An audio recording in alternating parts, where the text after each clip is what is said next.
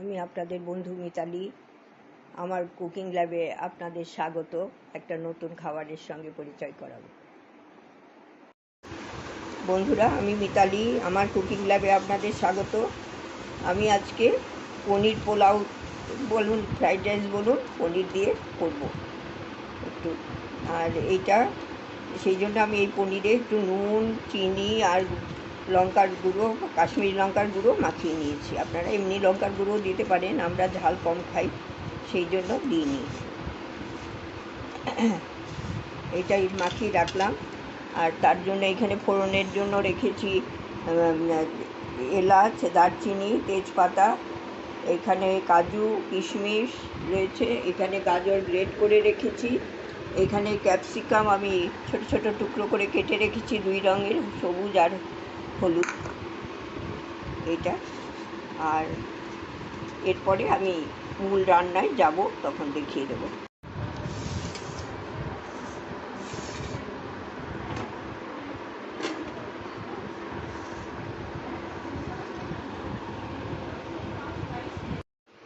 বন্ধুরা, আমি এই কাপের 1 কাপ চাল ভিজিয়ে রেখেছি আধা ঘন্টা আগে। আর এখানে একটু দেখিয়েছি ক্যাপসিকাম এগুলো সব। এটা আমি এবার কড়াইতে তেল দিয়ে দিয়েছি। এবার আমি ঘি দেব, 1 চামচ আমি ঘি দিয়ে দিচ্ছি।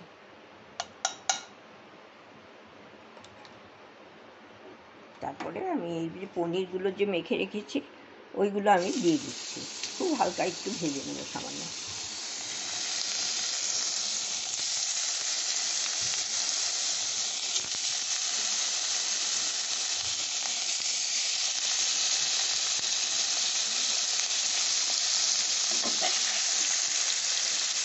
একটু উলট পালট করে দিচ্ছি আর কি।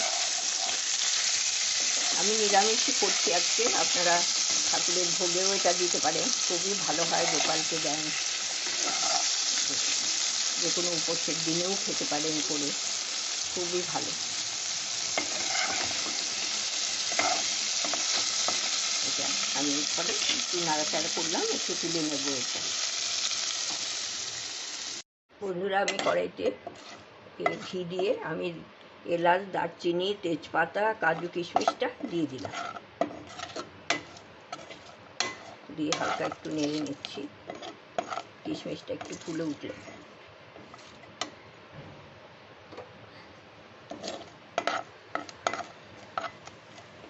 আপনারা আরও সবজি দিতে পারেন, আমি তো দিলাম না, আমাদের বেশি খুব একটা খায় না সবজি টবজি, সেই জন্য আপনাদের যেটা যেটা পছন্দ সবই দিতে পারে। এখানে আমন্ডটা দিতে পারেন। এটা হয়ে গেছে। এবার আমি কাজু বলছি, এটা গাজর আর এইটা দিয়ে দিচ্ছি, একটু কষে নেড়ে চেড়ে তারপরে চালটা দেবো।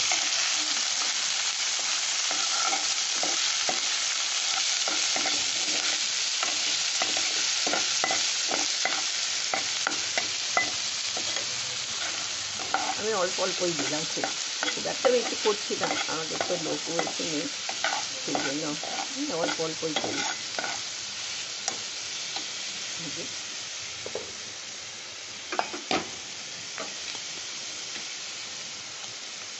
এবার আমি এর সাথে চালটা দিয়ে খুব ভালো করে একটু ভাজবো, যেরকম পোলাওয়ের জন্য ভাজা হয় সেরকম।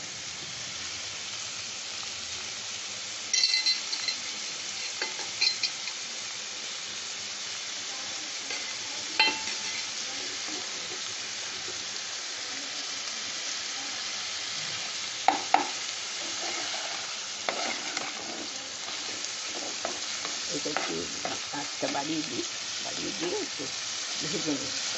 ভেজে আর একটু ভাজা হোক, একটু সময় লাগবে, তো ভিডিওটা বড় হয়ে যাচ্ছে।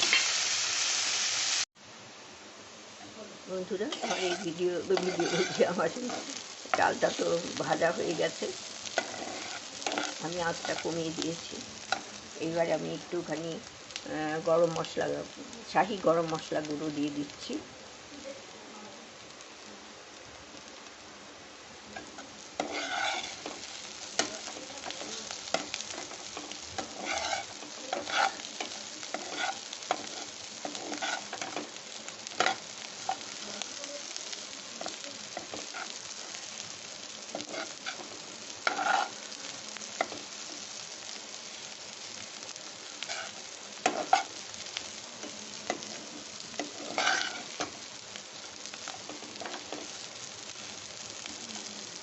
দিয়ে দিলাম। আর এইখানে এই কাপের 2.5 কাপ আমি 2 কাপ জল দেব।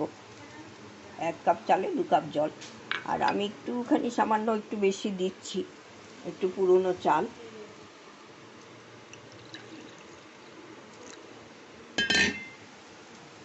এই জলটা দিয়ে দিলাম।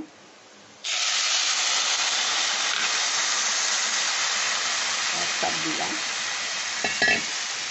আরও 1 কাপ দিয়ে দিচ্ছি, 2 কাপ হলো। আর 1/2 কাপ আমি দেব, কারণ এর আগের দিন এই চালটা করেছিলাম, একটু লেগেছিল, সেই জন্য আমি আজকে দিয়ে দিচ্ছি।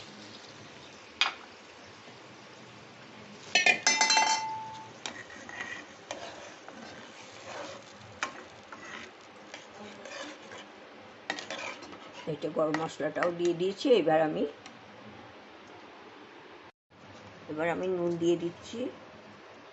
চিনিটা এখন দেবো না, চিনিটা একটু পরে দেব। নুন দিয়ে দিলাম।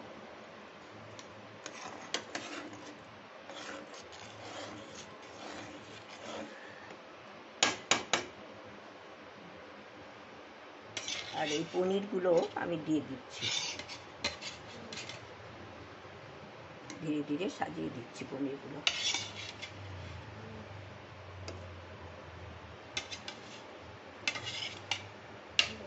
এই পোলাওটা খেতে খুব ভালো লাগে, আর উপোসের দিনেও আপনারা খেতে পারেন, কোনো অসুবিধে নেই।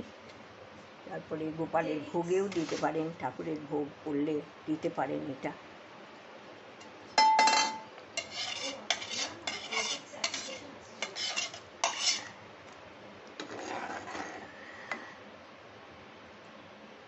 এইবার আমি ঢাকা দিয়ে দিলাম।